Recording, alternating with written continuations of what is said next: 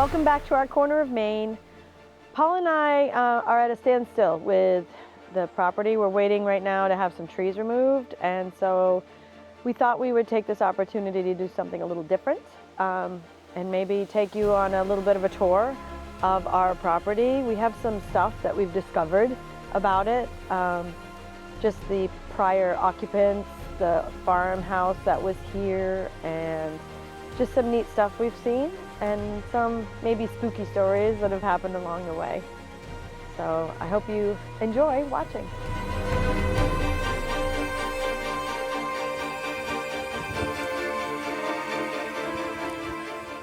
You know, it's fascinating owning 25 acres of the original 50-acre homestead. We spent countless hours uncovering remnants of the past. The property is crisscrossed by thousands of feet of old stone walls, some of which run parallel each other for several hundred feet, just 10 feet apart. It's as if they are silently guiding us through history. It's strange to think these walls have stood here for over 150 years, witnesses to everything that happened on this farm. These stones could tell you stories of love, betrayal, and maybe even murder.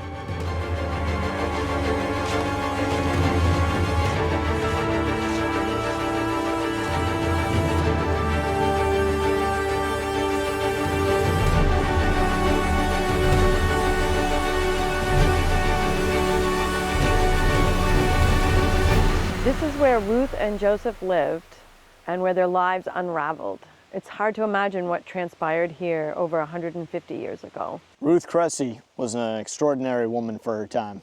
She owned this land outright since 1855. She first married Joseph Farrington, and they lived here, building their lives in this very soil. After Joseph Farrington's death in 1863, Ruth remarried Azel Thompson around 1867. Uniting their properties, they lived here together until Azel's death in 1877. Ruth then married Joseph McLellan.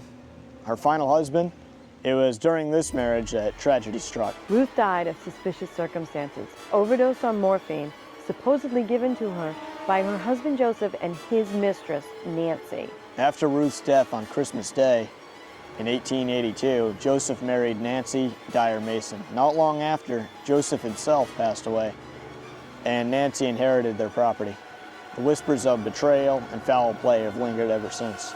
I've been thinking a lot about Ruth's story and this land.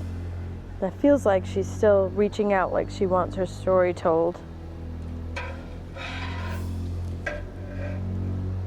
It just feels like the past has a hard time letting go, and that's why we keep experiencing all these strange occurrences here. My parents have had their own share of eerie experiences. One night while sitting in the camper, the front door just opened by itself.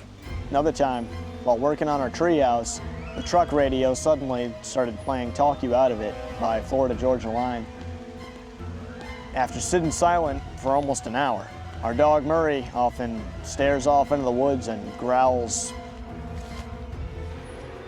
What's funny is it's spooky here at night, I guess. But I still don't feel scared here. I mean, I suppose if the battery died in this flashlight, I would.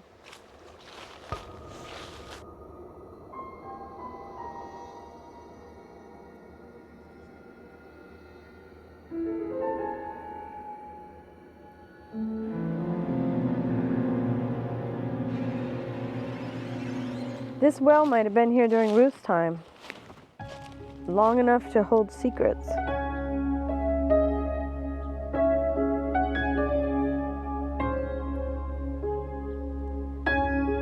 It's one of the many relics we've found.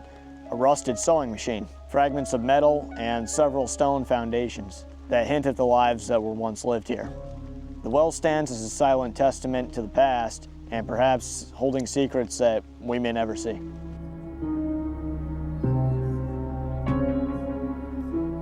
From Ruth's initial ownership to the tumultuous events that followed, this property has been a backdrop to stories of resilience and tragedy. The old tax records and deeds tell a tale that's both fascinating and haunting.